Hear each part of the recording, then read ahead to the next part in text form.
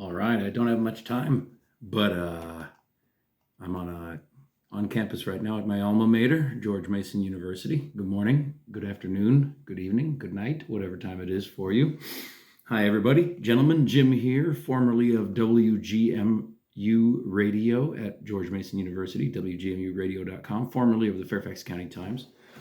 On Saturday, millions of protesters in hundreds of cities across America rallied in opposition to the administration's many extrajudicial strippings of individual rights at these so-called No Kings rallies, these No Kings protests. I drove up to the district on Saturday, D.C., and I mean, through surprisingly little traffic, considering how big the event was, to an event that didn't look a lot like what you might expect, given the 24-hour news cycle's prominent highlights of violence in these sort of left versus right clashes during anything that's involving these individual rights being taken away, these extrajudicial kidnappings, these removals of people to other countries without due process. I want to talk a little bit about what I saw in DC. Well, I want to talk a little bit about it, and I want to show some of the things I saw, some great signs, and talk about some of the cool interactions that I saw there. The energy was all over the place. People were protesting peacefully, chanting, singing, screaming, the full gamut, the full spectrum of emotions, all on display. Clearly, not everybody was at the parade there in support of the president. Well, anyways, first, why am I even talking about this? I know I'm a goofy-looking, long-haired hippie guy. I got my Pokemon shirt on, my Cerulean City gym leader shirt. I'm rolling all around the place in this broken rolly desk chair. Adjusting, there we go, to the weird echo in the tile-walled room here. Anyways, I'm not a pundit or some hard-hitting investigative journalist or some political organizer or anything like that. I'm just a guy. I have a little bit of experience in political protests for several sides and a little bit of experience news gathering and news writing. I cut my teeth on journalism studying here at George Mason University and then reporting on the Board of Supervisors in my home county for the Fairfax County Times. I'm probably going to regret saying this, but I left because I was kind of jealous. We were coming up on the election season. And, when you're doing journalism and you're doing anything with politics, you have to talk to all the different sides. And you're not really taking part in the protests or speaking out and saying anything about your side. And I won't say a whole ton about myself or what I believe or anything, but just as a background of why I would even comment to begin with. I've kind of grown fond of and close to political speech because of the way that I've lived. I'm seeing so much happening in our country these days that affects me or people that I know, people that I love, maybe people that live similar lives to how I live or how you live, or and people that I would never know. And then people whose rights we should all respect anyways, no matter how much of a stranger they might be forever and remain a stranger forever. Because if their rights aren't safe, then neither are any of ours. I was sort of far right Christian nationalist growing up. I was in the March for Life before I even understood what an abortion was. I rallied for Republican causes. I rallied for animal rights. I've gotten roped in and gone with the flow of the crowd for many different things, just floating through life. I fought for things I thought I believed in, but individual rights were always kind of more or less a hypothetical idea to me. I'm white, obviously. I'm still white. I've been white my whole life, and I've never really had a systemic experience of anything but privilege around authorities. I have no real way to know how to speak to experiences outside of support for rights for everybody and opposition to tyranny. But I am also queer. And so in the pursuit of happiness, in pursuit of, living my life the way that I believe I'm meant to live my life. I've met my people. I've met groups of my people. I've met my urban family, and it was my urban family and my people that welcomed me with open arms when I was willing to talk to anybody who had a common point of agreement we could start from. But I got out of it the nationalist, the weird Christian nationalism, the right wing, the angry politics. And I've lived a very happy life since accepting myself and who I am and pursuing my interests with fervor and a little bit of rigor. I don't work too hard. That's why I left the newspaper. It's very hard work working for a newspaper. And I mean, I also did get anecdotally switched to the crime beat. Sad stories don't make me want to, well, you know, they don't make me feel too happy. That kind of stuff. Crime beat, that was tough. It just, you know, it was bad news. Didn't want to do it, left. I respect to the people that have the fortitude to go through all that. Anyways, back to where in the world were we anyways? Seeds were planted by that community as and they grew. I got older. I got wiser, I like to say, even if it isn't always true. But I got out of the old life that I used to live, and I've lived a very happy life. And I've got nothing to say for that right now, except that that's my sort of adjacency to political speech and these sort of rallies. I showed up to DC, and I want to show some like pictures of some of the signs I saw and some video of what was happening at the rallies. But I was taken by a couple of things that happened there. And why I'm paying attention. The current administration has emboldened a lot of action targeting marginalized groups, of which I might not be part of, and of one of the groups I may be a part of. I'll shut the hell up about things that I'm not involved in. But when I live in the suburbs of DC and I have to hear like hate speech directed at me based on whose hand I'm holding, you bet I'm going to go to these rallies and look into just what the hell is infecting your neighbors and mine, to speak up to complete strangers. And so, you know, there's been a lot going on the past couple of years with the current political climate. So I go to this No Kings rally in DC. I didn't know what to expect, given I only got out of work as the parade was like starting. I caught reports about the fanfare of it on WTOP and NPR News on my way driving up to the city. I knew that I was supposed to be a little bit careful, given the recent history of like quashing people's rights at protests, the black bagging, like grabbing people off of the streets. And also given the news, like, you know, at work, I heard this morning the news about an assassin impersonating a police officer hit 2 lawmakers in their homes. Who was this?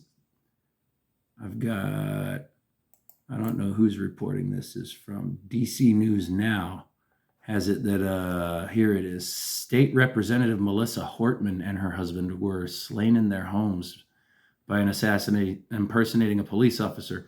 He also first targeted Senator, where is his name?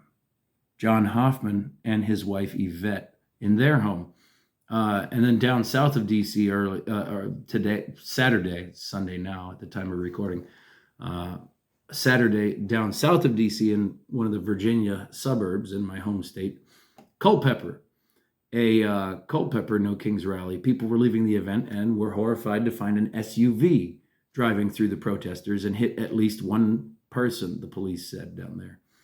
DC News Now again reporting this here. The county's local police department since then has pulled over this Joseph R. Cheklick Jr., 21. He's a native, y'all. He's from Culpeper. After they saw him driving through the crowd there. Last time I checked, Cheklick is facing a reckless driving charge, but although one person was hit, no injuries have been reported to the police, they say. So that was one tough protester, or maybe they don't need to or want to be identified for whatever reason, or we don't know why they haven't reported anything to the police yet. I mean, something may come out about that. But CPD, the Culpeper Police Department, said they do want to know if anyone knows anything. They want someone to, you know, anybody who was a witness to call them. And then there's this Vance Luther Belter. I don't know how to pronounce his name. Vance L. Belter, who has been identified in connection with the shooting of those Minnesota lawmakers early Saturday. He's still at large. The search has expanded to include South Dakota. Thoughts are with the families of those lawmakers, and for the lawmakers recovering from surgery, and those that family members who lost the state representative and her husband. But you know, if you could say politically motivated violence is not a factor I forgot about going into this rally. You know, I do my best mostly just to talk to people, because I, again, still just cut my tooth on local politics with journalism. I focused on, I was the data centers guy for a little while. I did a lot of pet stories, feel-good stories. When I got to the crime beat, left the politically centered world of writing altogether, and I really have no experience around this kind of, these protest events. So it's mostly I'm out here to talk to people, take pictures, and see what I could. And I got a lot of good signs. I didn't want to identify a lot of creators since there were so many people out in masks and there was so much government recording going on anyways. There were so many different police departments. You know how many body cams there were out there. It was just guaranteed to be footage of all these people anyways. I just didn't want to be another person putting another stranger's face online. But there was some great signs I got some shots of. And again, I'll put them in the supercut here. Palestine will be free! From the river to the sea! From the river to the sea! Palestine will be free! Palestine will be free! From the river to the sea! From the river to the sea! But I arrived at the end of the parade route around like 15th Street and found the barricades and areas where the crowd was. There was an area where you could go in, and I would have had to give up my lighter, which would have left my joint unsmoked and my nerves uncalmed. I saw someone leaving and he told me, he was looking for a light. I gave him a light. He was looking for one to spark up and told me that, you go any farther into the rally or the parade that is the celebration for Donald Trump's birthday or the 250th birthday of the Army, that I would have had to give up my lighter. And I didn't want to do that because I wanted to stay in a good headspace. I kept my calm nerves. I did my preparations. I was ready for rain. I brought my golf umbrella. I wandered, wandering around the foggy D.C. It was overcast in the shadows of the Washington Monument. The people watching the parade on these big screens out there. I didn't personally see any of the tanks or like the rockets or anything, but the flyover was pretty impressive. Helicopters is mostly what I saw, some planes, but helicopter after helicopter flying over the city. I'm not military savvy or know anything about the equipment, so I'm not really sure what I was looking at, but the flyover vehicles were grouped by like type. They just, they were like identical types. I'm pretty sure there were Blackhawks, but I know they ended it with Chinooks. That was the last thing in the line. I heard them talking about it on WTOP, and that was what I was watching going across at the end of the parade. And at the end of the parade where the barricades were, where the crowds were sort of like clumping up, was where the protesters were sort of forming a gauntlet to chant at Trump supporters as they left the parade.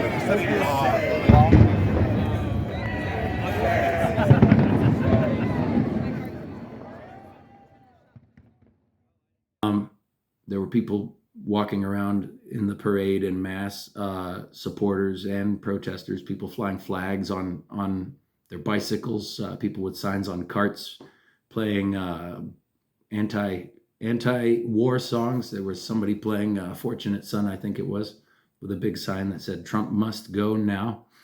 There were every different type of supporter and anti or protester.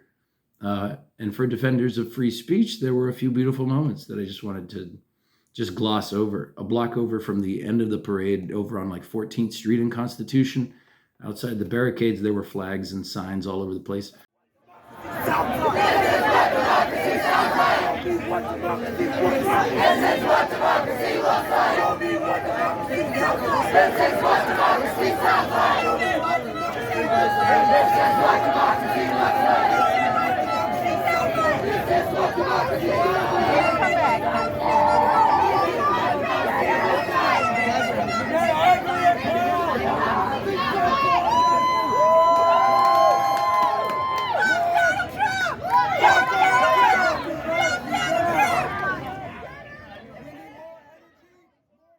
There was this one lady, who had a sign said, "Thank you for vowing to defend the U.S. Constitution from all enemies, foreign and domestic," with a little sign with a crown and a little X through the crown, and had some quotes on it. And what she was talking to people that were leaving the parade, and I was kind of like, I liked her approach. See, she was holding signs and talking to people about the constitutionality of certain actions, like the disappearing of of residents of the United States, and the revocation of people's student visas and legal statuses who were here on protected status or what have you. And people that wanted to, chide about Donald Trump's alleged sex pest behavior, and all of the case around that, and allegations around that sort of thing, the Epstein files. He's a rapist. He's a rapist. He's a rapist. She was not willing to engage with any of that, which, was probably a little bit easier for a Trump supporter to sort of like take the moment and speak with her on the merits of constitutionality of the issues, not like character attacks, and say what you want about those allegations. I'm not prepared to talk about them right now, and I'm again, sitting here coming from the protests, being a part of them. In a way, I was observing mainly, but I was protesting. That's part of why I left the news. However, I hope temporarily or what have you. But you see plenty of the vitriolic back and forth that you can expect from right versus left, and all sorts of political opinions being examined with all of the rigor that one puts behind, any kind of schoolyard shouting match. But there were only really two actual spicy moments. People would, were saying all the sort of, F Trump and all that in a line, and chanting, no fascism and all that. But there were conversations going on. Only two actually spicy things that I saw happened. But the conversations were phenomenal. People were talking to each other from other sides, and having good conversations, and saying have a good day when they walk away from each other. It was kind of impressive to look at. The two spicy things, I was taken into a conversation that struck me. There was a young couple protesting against the administration. They were situated alongside a single young man who had a Gadsden flag with him, the snake with the "Don't Tread on Me," the yellow flag. They were having a disagreement that was among the friendliest conversations I saw at the whole thing.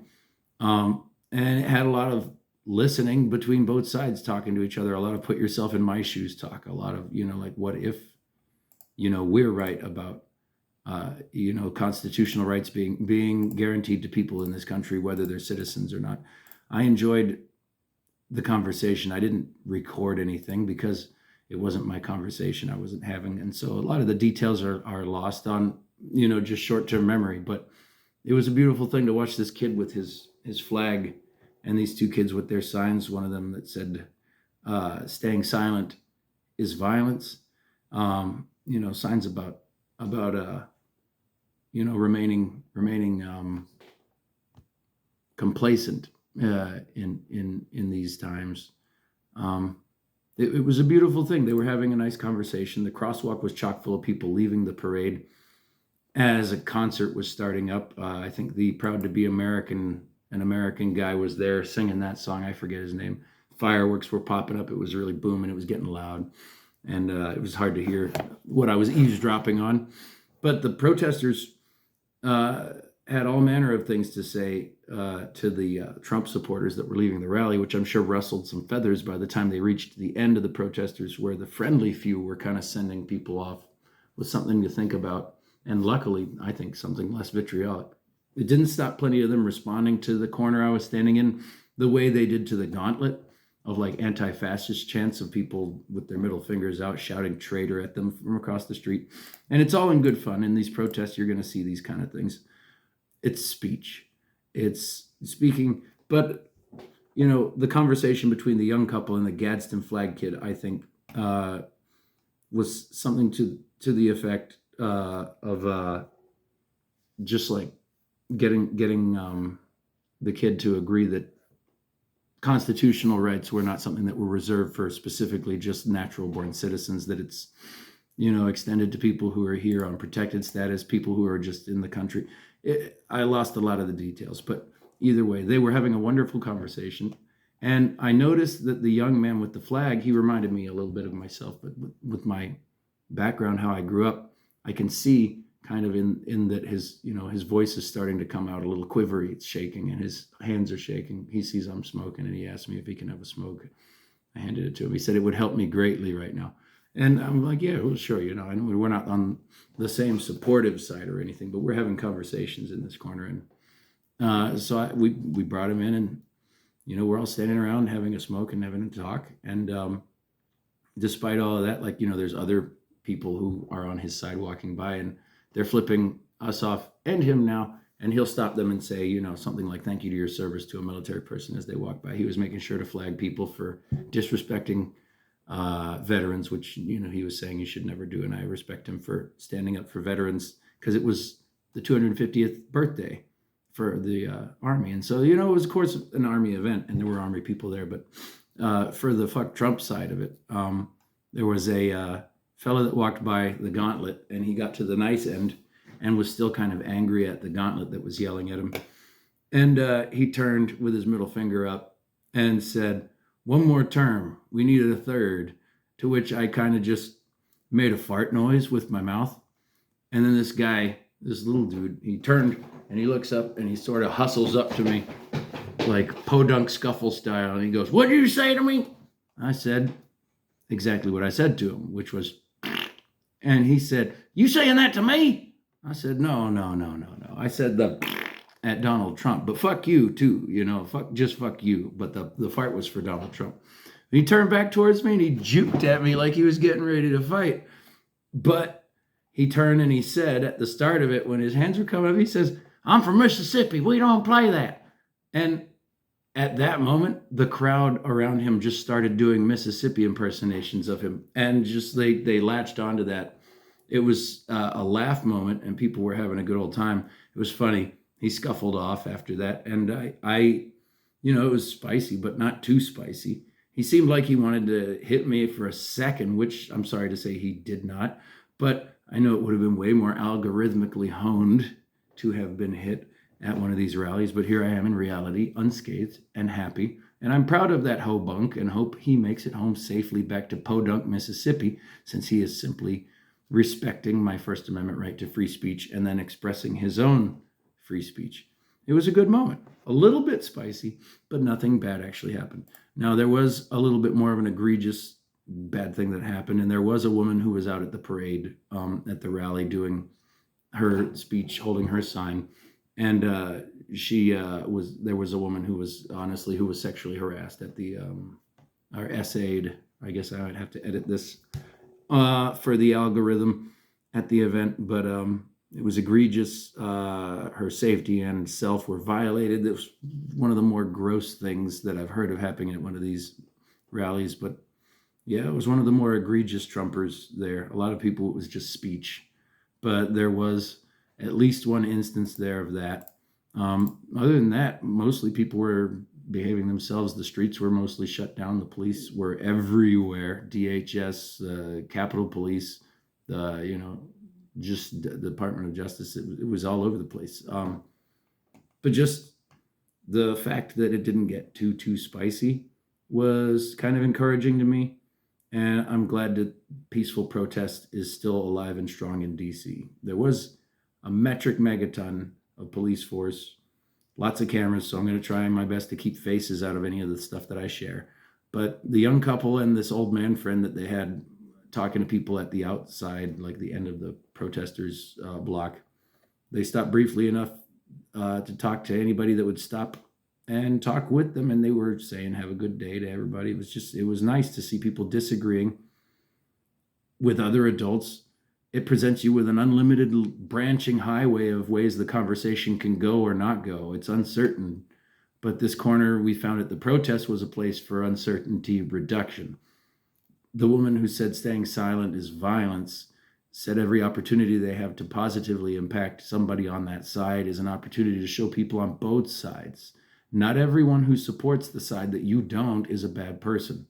They might have some common ground you can start from and have a conversation, and maybe you can make an impact. I saw myself in that kid. You know, I didn't exactly have the same era to live in and the same beliefs to have as him, but I used to be a single issue voter in much the same way he probably is based on what he described himself as there. But I'm not prepared to have a single issue voter conversation about, you know, what to do. I'm a suburbanite of the DC area, and I hear from my customers every week what they're getting into. ICE was in my suburbs in my hometown and in cities around the area. No King's rallies are happening in suburbs all over the area. We don't want to keep watching our neighbors ripped from the streets because Trump wants to keep some campaign promise feeding the mobs who chant mass deportation now. All are powerful. That's why they're treating you the way they're treating you. They want to act like none of this is happening. Like there are people, like your voices are somehow just crazy. And you guys are all disillusioned and just bullshit. They are so bought into this shit that they do not want anybody focused on anything other than what they believe. You all see what the fuck is going on. Speak on it. Sorry, hair was getting in my mouth. I had to cut it off, pause, and just do something about it. But yeah, we don't want to keep watching the Supreme Court tiptoeing around Trump. We don't want to keep watching him emboldened by their inaction, their interpretations of what he's doing, just like maneuvering to make anything that he does seem somehow legally viable, legally, like there's a way that they can make it legal. Just something very Darth Sidious about it. This administration is emboldening all kinds of hatred, and like the what is the motto at Washington Post? The democracy dies in darkness. Don't let it. You can be a light in the darkness. People are out here at these rallies, and they're out there on both sides telling you who they are. Believe what they're telling you. If someone's supporting fascism, that's the kind of thing you stand up and shout down in whatever way that you do. If it isn't your fight, support the people that you can, who you know will. And I just want to say a quick thank you to a young organizer with an excellent walkthrough of like what to bring and how to set up for and go to one of these things, what to do and what not to do at a march or a rally, protest, one of these actions. I'm bad with lists, and even though I've done them since as far back as a couple of decades for all sides, I'm really bad with lists. So I got ready using Prince Shakur's How to Protest, What to Know, Bring, and How to Stay Safe on YouTube. Huge shout out and thank you to him for getting me organized and ready for this one. It was a great time. Yeah, get out there and stand up for what's right. Do the right thing.